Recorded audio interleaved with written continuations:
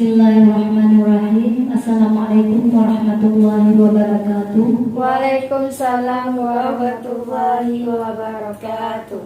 Pertama-tama ucapan terima kasih saya yang sebesar-besarnya kepada Bapak Kepala Sekolah beserta wakilnya, dan juga ucapan terima kasih saya kepada rekan-rekan saya yang telah meluangkan waktunya untuk bersedia hadir di sini di ruang ini dalam kegiatan diseminasi budaya positif di sekolah SMP Negeri 2 Kelak Timur.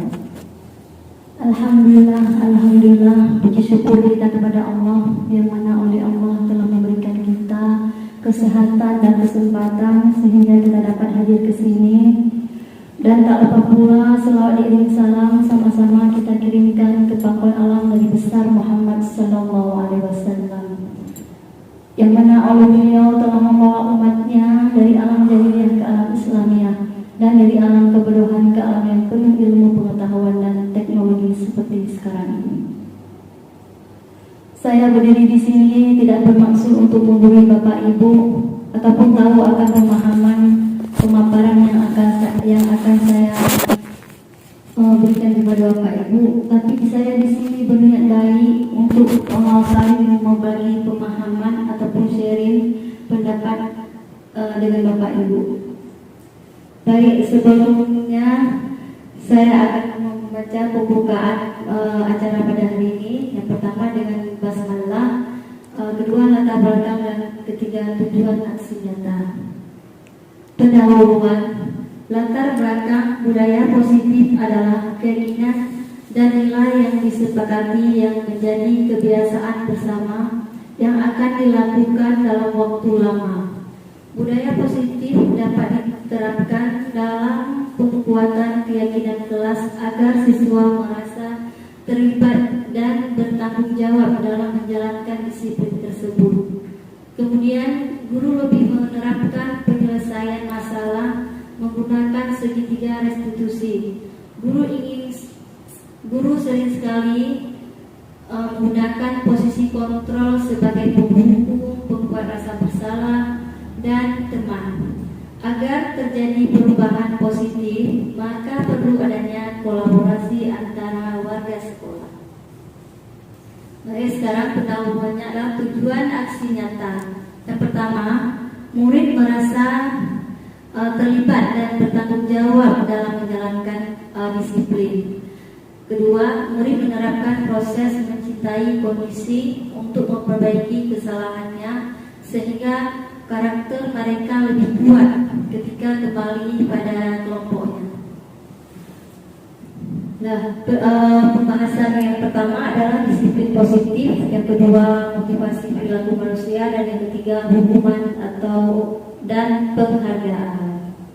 Nah, mari kita sama-sama memperbaiki atau melihat gimana kondisi di sekolah kita sudah sesuaikah dengan kebutuhan sekolah.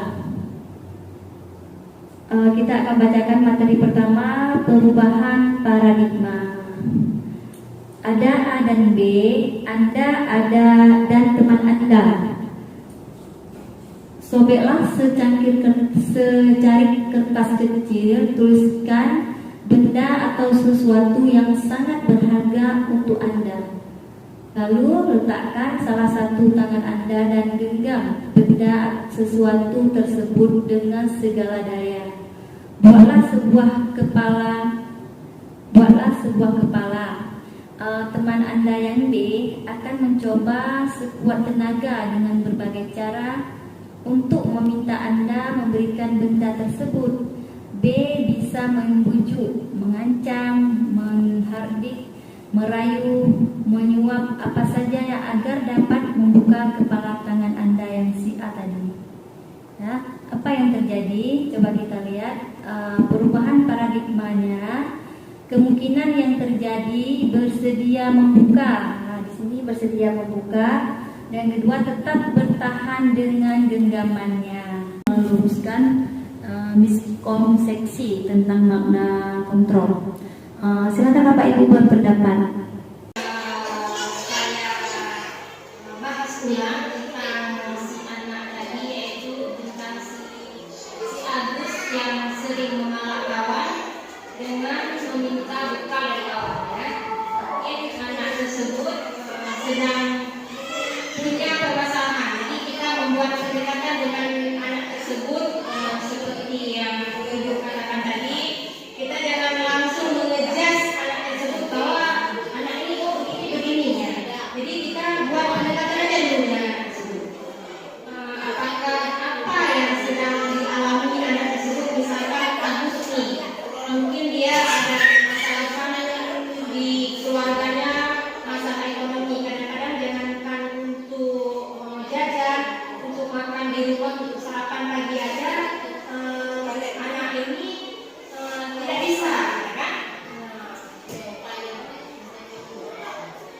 Jadi kita buat pendekatan, kita tanya sama anak tersebut, apa yang sedang kamu alami ya?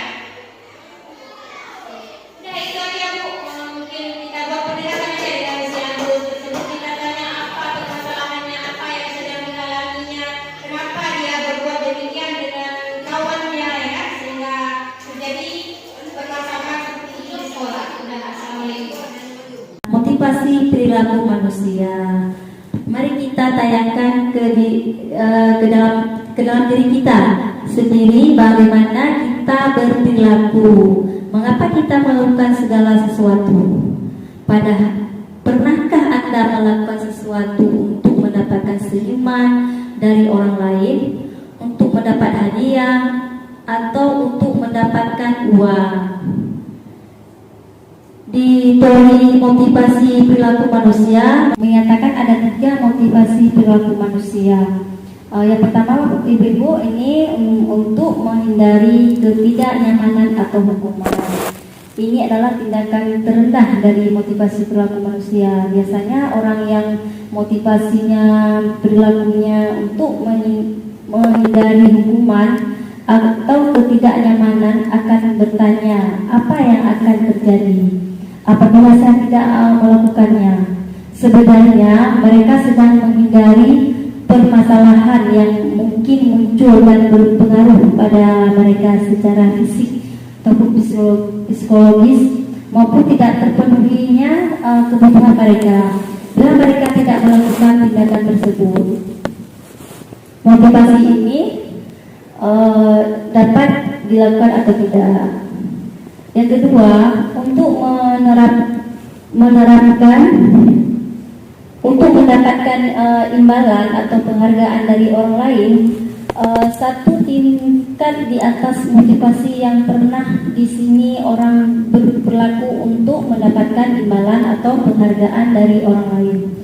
Orang dengan motivasi ini akan bertanya, apa yang akan saya dapatkan apabila saya melakukannya? Mereka melakukan sebuah tindakan untuk mendapatkan pujian dari orang lain yang menurut mereka penting, dan mereka letaknya dalam dunia berkualitas mereka. Mereka juga melakukan sesuatu untuk mendapatkan hadiah ataupun pengakuan atau imbalan lain. Motivasi juga bersifat eksternal, berarti di luar diri peserta diri. Yang ketiga, untuk menjadi orang yang mereka inginkan dan menghargai diri sendiri dengan nilai-nilai yang mereka percaya. Orang dengan motivasi ini akan bertanya, akan menjadi orang seperti apa bila saya melakukannya. Mereka melakukan sesuatu karena nilai-nilai yang mereka yakini dan hargai, dan mereka melakukannya karena mereka ingin menjadi orang yang melakukan nilai-nilai yang mereka yakini tersebut. Ini adalah motivasi yang akan membuat seseorang memiliki disiplin positif, karena motivasi berperilaku yang sifatnya internal, bukan eksternal. Berarti yang berperilaku ini bersifat dalam diri dia, dalam diri peserta didik, bukan dari peraturan-peraturan sekolah. Perbedaan antara hukuman dan penghargaan di sini dalam menjalankan peraturan ataupun keinginan kelas ataupun sekolah. Bila mana ada suatu pelanggaran tertentu, salah satu si A yang salah satu lagi si B membujuk ataupun merayu, anak tersebut tetap dengan teori kontrol dia. Baik, perubahan paradigmanya. Yang pertama, ilusi guru mengontrol murid. Pada dasarnya kita tidak dapat memaksa murid untuk berbuat sesuatu jikalau murid tersebut memilih untuk tidak melakukannya. Walaupun tanpa kita sedang mengontrol perilaku murid tersebut, hal ini karena murid tersebut sedang mengizinkan dirinya dikontrol. Saat itu bentuk kontrol guru menjadi kebutuhan dasar yang dipilih murid tersebut. Teori kontrol menyatakan bahwa semua perilaku memiliki tujuan, bahkan terhadap perilaku yang tidak disukai. Ilustrasi yang kedua, perubahan paradigma yang kedua adalah ilustrasi bahwa semua penguatan positif, efektif dan bermanfaat. Penguatan positif atau bujukan adalah bentuk-bentuk kontrol segala usaha untuk mempengaruhi murid agar mengulangi suatu perilaku tertentu. Adalah suatu usaha untuk mengontrol murid tersebut. Dalam jangka waktu tertentu, kemungkinan murid tersebut akan menyadarinya dan mencoba untuk menolak bujukan kita. Atau bisa jadi murid tersebut menjadi tergantung pada pendapat sang guru untuk berusaha. Ilustrasi yang ketiga, bahwa kritik dan membuat orang merasa bersalah dapat menguatkan karakter. Menggunakan kritik dan rasa bersalah untuk mengontrol murid menuju pada identitas gagal. Mereka belajar untuk merasa buruk tentang diri mereka. Mereka mengembangkan dialog diri yang negatif. Kadang kala sulit bagi guru untuk mengidentifikasi bahwa mereka melakukan perilaku ini. Karena seringkali guru cukup menggunakan suara halus untuk menyampaikan pesan negatif. Ilustrasi yang keempat, bahwa orang dewasa memiliki hak untuk memaksa. Banyak orang dewasa yang percaya bahwa mereka memiliki tanggung jawab untuk membuat murid-murid berbuat hal-hal tertentu. Apapun yang dilakukan dapat diterima selama ada sebuah kemajuan berdasarkan sebuah pengukuran kinerja. Pada saat itu pula orang dewasa akan menyadari bahwa perilaku memaksa tidak akan efektif untuk jangka waktu panjang dan sebuah hubungan pemusuhan akan terbentuk. Materi perubahan paradigma. Lalu siapakah pemegang kontrol sesungguhnya? Jawabannya apa, Ibu? Iya, benar. Tentu saja kita sendiri yang memegang kontrol atas kepala tangan kita. Apakah kita mau membuka atau menutup kepala tangan kita, itu tergantung pada diri kita masing-masing. Sesungguhnya kebutuhan dasar kita saat itu.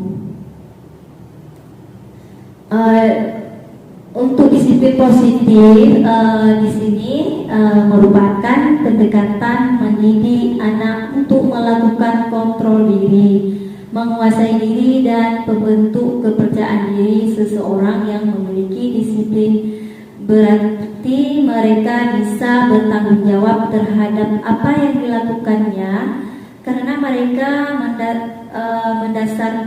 berdasarkan tindakan mereka pada nilai-nilai kebajikan.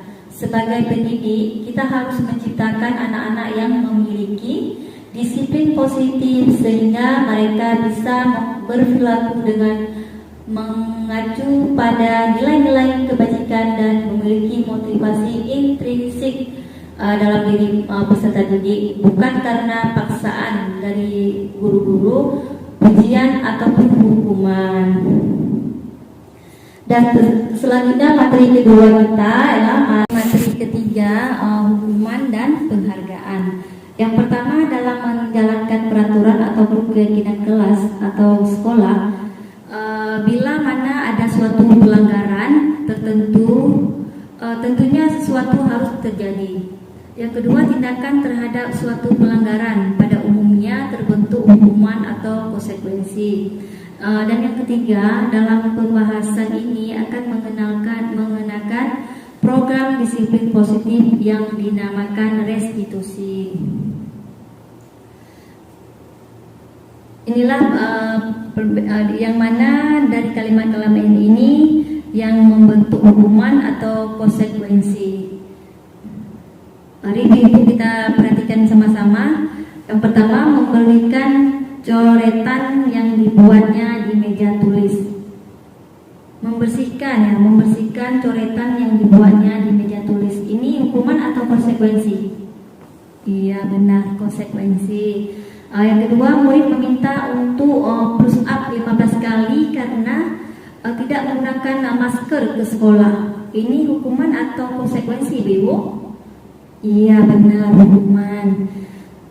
Yang ketiga, menggantikan kertas tugas teman yang telah dicoret. Nah, ini yang mana? Konsekuensi atau hukuman? Iya, benar, Ibu Nurul. Konsekuensi. Yang keempat, berjemur di lapangan basket pada pukul 12 siang karena ngobrol dengan teman. Ini yang mana? Hukuman. Ya, benar, Ibu.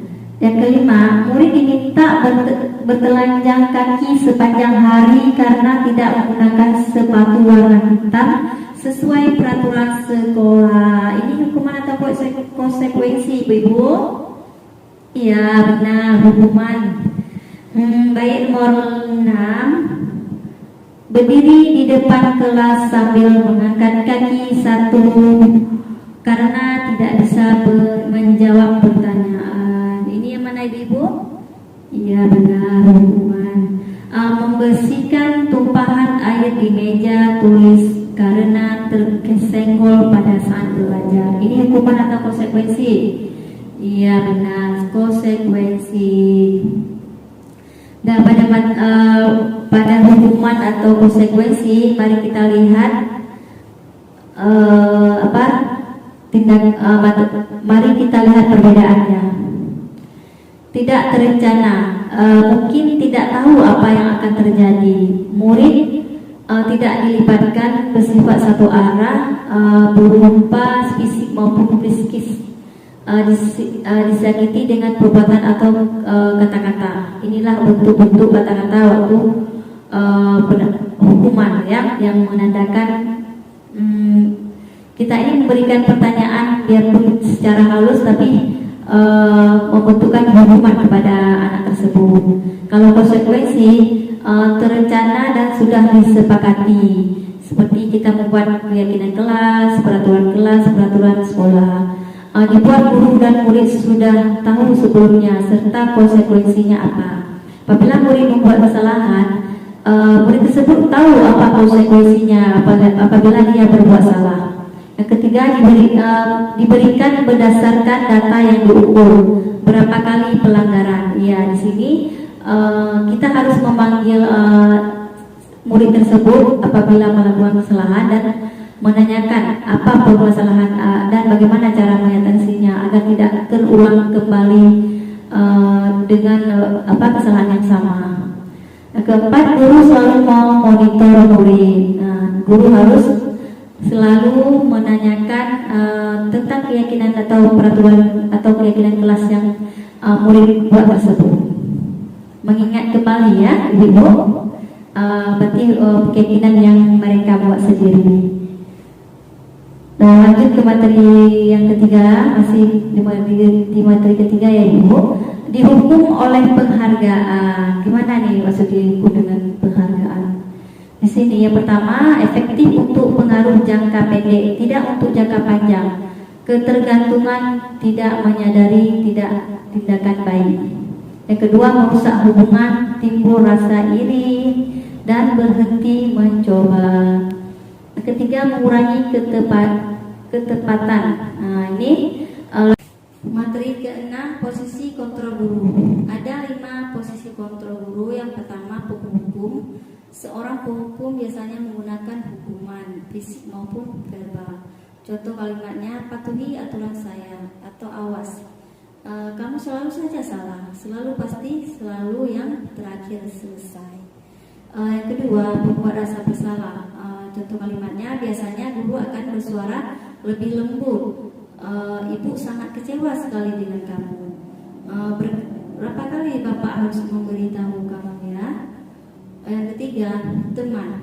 Guru di sini pada posisi ini tidak akan menyakiti murid, namun akan tetap berupaya mengontrol murid melalui persuasi. Contoh kalimatnya, ayo bantulah demi Bapak ya nak. Ayo ingat, tidak bantuan dari Bapak selama ini. Oh ya ingat, tidak bantuan Bapak selama ini. Yang keempat, pemantau. Mematuhi berarti mengawasi posisi pemantau. Berdasarkan pada peraturan-peraturan dan konsekuensi, peraturannya apa yang telah kamu lakukan, sanksi atau konsekuensinya apa. Yang kelima, manajer. Posisi di mana guru berbuat sesuatu bersama dengan murid, mempersiapkan murid, mempertanggungjawabkan perilakunya, mendukung murid agar dapat menemukan solusi atas permasalahannya sendiri. Apa yang kita yakini? Kembali ke keyakinan kelas. Apa yang rencana kamu untuk memperbaiki hal ini? Berarti kita harus mengingat kembali keyakinan yang telah dibuat oleh murid-murid. Di posisi kontrol guru ini, Bapak dan Ibu guru hebat, silakan tulis posisi kontrol apa yang selama ini Bapak Ibu jalankan. Ya, Bapak Ibu, yang mana? Penghukum. Apa pembuat rasa bersalah? Berarti tergantung permasalahan anak juga ya. Kita harus selesaikan. Biasanya yang sering kita terapkan di sekolah adalah memberi hukuman apabila anak bersalah. Jadi dengan belajar budaya positif ini kita bisa mengubah konsekuensinya nanti. Ya, kita lanjut lagi ya. Posisi kontrol guru, posisi ideal seorang guru. Posisi di mana guru berbuat sesuatu bersama dengan murid, mempersiapkan murid, mempertanggungjawabkan perilakunya, mendukung murid agar dapat menemukan solusi atas permasalahannya sendiri. Posisi manajer mengacu pada restitusi yang dapat menjadikan murid sebagai manajer bagi dirinya sendiri, sehingga tercipta identitas positif ya, yang berhasil pada diri murid. Berarti yang sesuainya adalah seorang manajer, posisi kontrol seorang manajer yang lebih efektifnya. Ya, kita lanjut ke materi yang ketujuh, segitiga restitusi. Ada 3 langkah ya segitiga restitusi. Yang pertama adalah menstabilkan identitas. Seperti teori kontrolnya adalah kita semua akan melakukan hal terbaik yang bisa kita lakukan. Yang kedua adalah validasi tindakan yang salah. Berarti kita di sini seorang guru, semua perilaku memiliki alasan tertentu. Yang ketiga, menanyakan keyakinan kelas. Berarti dengan cara teori kontrol kita selesaikan. Kita semua memiliki motivasi internal. berarti motivasi yang dalam diri peserta didik ya. Menanyakan apabila peserta didik membuat salah, kita menanyakan kembali keyakinan yang dibuat oleh diri peserta didik. Di materi ketujuh ini berarti segitiga restitusi ada 3 ya. Yang pertama tadi validasi tindakan yang salah, menstabilkan identitas, menanyakan keyakinan kelas.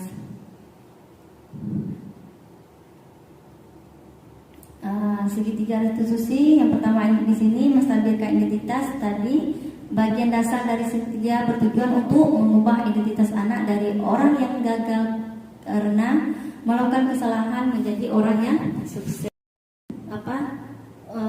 Menstabilkan identitas. Yang kedua, tidak ada manusia yang sempurna. Saya juga pernah melakukan kesalahan seperti itu. Bapak Ibu tidak tertarik mencari siapa yang salah, tapi Bapak Ibu ingin mencari solusi dari permasalahannya. Nah, cara kita mengatasi peserta didik yang membuat kesalahan dengan cara segitiga ini. Kedua, validasi tindakan yang salah. Pertama, setiap tindakan kita dilakukan dengan suatu tujuan, yaitu memenuhi kebebasan. Dan yang kedua, padahal kamu bisa melakukan yang lebih buruk dari ini ya. Kamu pasti punya alasan mengapa melakukan hal itu. Inilah pertanyaan-pertanyaan yang validasi tindakan yang salah. Yang ketiga, menanyakan keyakinan kelas. Yang pertama, pertanyaannya, anak akan siap untuk menghubungkan dengan nilai-nilai yang akan dipercaya dan berpihak menjadi orang yang dia inginkan. Yang kedua, apa yang kita percaya sebagai kelas atau keluarga. Yang ketiga, keyakinan kelas apa yang telah kita sepakati. Yang keempat, kamu mau jadi orang yang seperti apa. Inilah segitiga restitusi yang ketiga ya. Sekarang Bapak Ibu, akhir dari pemaparan saya pada hari ini, saya akan membuat kesimpulan tentang penerapan budaya positif di sekolah kita. Nanti Ibu refleksikan ya, atau buat umpan baliknya. Materi ke-6, posisi kontrol guru. Ada 5 posisi kontrol guru. Yang pertama, penghukum. Seorang penghukum biasanya menggunakan hukuman fisik maupun verbal. Contoh kalimatnya, patuhi aturan saya, atau awas, kamu selalu saja salah, selalu pasti, selalu yang terakhir selesai. Yang kedua, membuat rasa bersalah. Contoh kalimatnya, biasanya guru akan bersuara lebih lembut. Ibu sangat kecewa sekali dengan kamu. Berapa kali Bapak harus memberitahu kamu ya? Yang ketiga, teman. Guru di sini pada posisi ini tidak akan menyakiti murid, namun akan tetap berupaya mengontrol murid melalui persuasi. Contoh kalimatnya, ayo bantulah demi Bapak ya nak. Ayo ingat, tidak bantuan dari Bapak selama ini. Oh ya, ingat, tidak bantuan Bapak selama ini. Yang keempat, pemantau. Mematuhi berarti mengawasi posisi pemantau. Berdasarkan pada peraturan-peraturan dan konsekuensi, peraturannya apa yang telah kamu lakukan, sanksi atau konsekuensinya apa. Yang kelima, manajer. Posisi di mana guru berbuat sesuatu bersama dengan murid, mempersiapkan murid, mempertanggungjawabkan perilakunya, mendukung murid agar dapat menemukan solusi atas permasalahannya sendiri. Apa yang kita yakini. Kembali ke keyakinan kelas. Apa yang rencana kamu untuk memperbaiki hal ini. Berarti kita harus mengingat kembali keyakinan yang telah dibuat oleh murid-murid. Di posisi kontrol guru ini, Bapak dan Ibu guru hebat, silakan tulis posisi kontrol apa yang selama ini Bapak Ibu jalankan.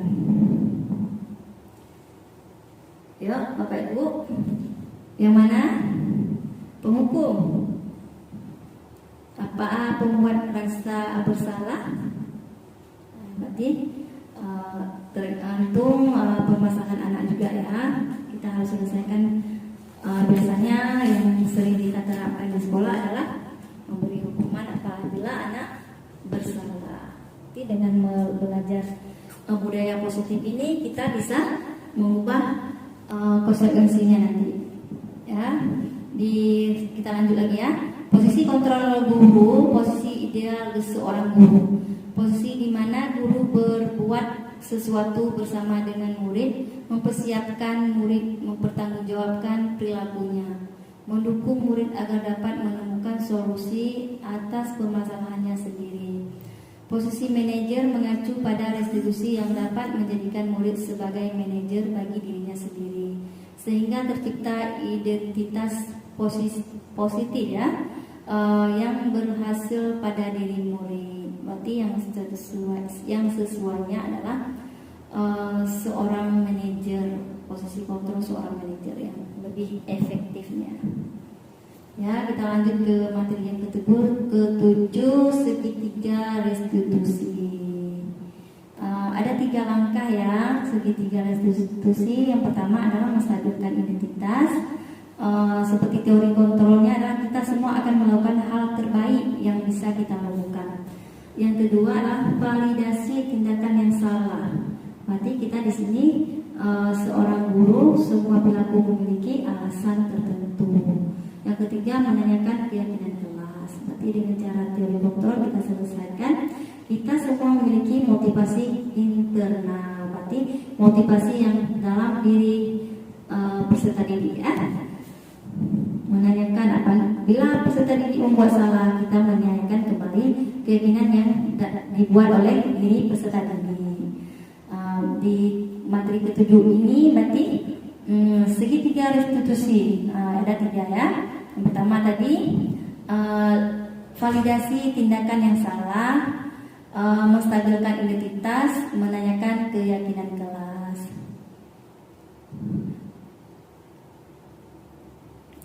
Segitiga restitusi yang pertama di sini menstabilkan identitas. Tadi bagian dasar dari segitiga bertujuan untuk mengubah identitas anak dari orang yang gagal karena melakukan kesalahan menjadi orang yang sukses.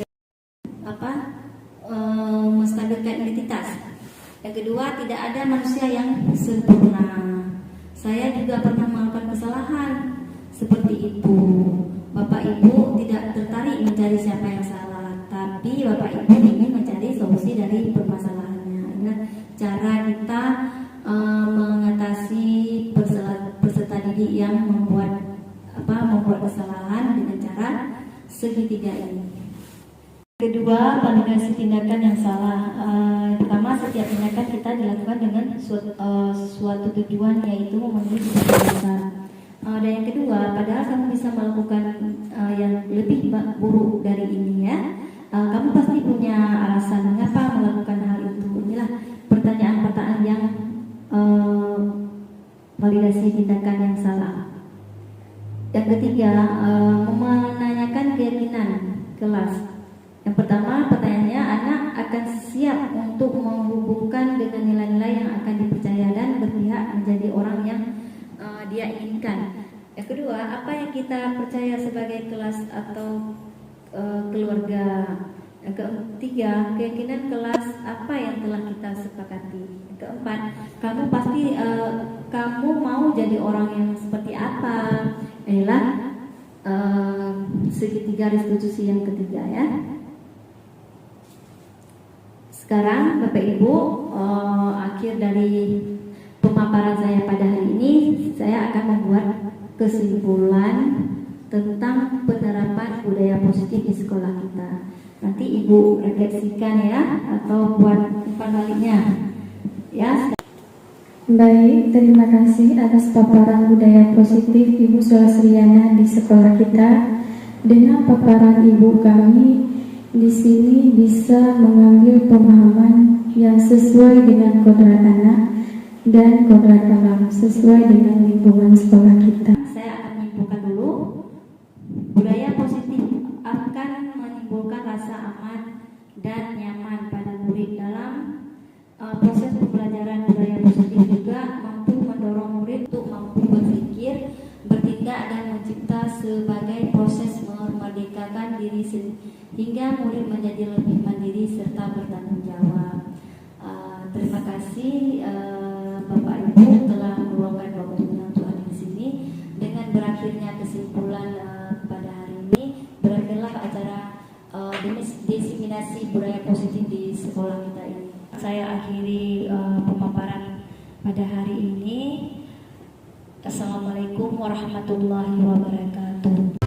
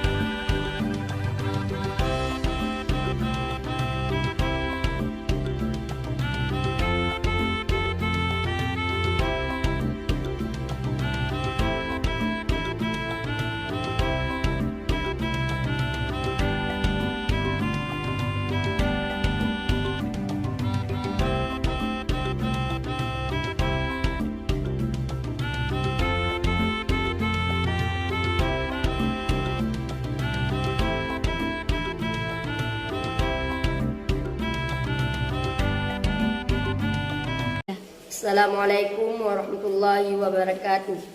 Nama saya Putra Maulana dari kelas 7A. Saya sangat senang sekali sudah membuat keyakinan kelas bersama Ibu Sulastriana dan kawan-kawannya. Semoga dengan adanya keyakinan kelas ini dapat menjadi anak yang bertanggung jawab.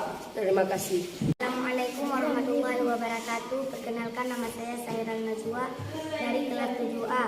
Perasaan saya sangat senang sudah diajak berdiskusi bersama Ibu Sulastriana dan teman-teman membuat keyakinan kelas. Semoga kami menjadi anak yang disiplin. Terima kasih.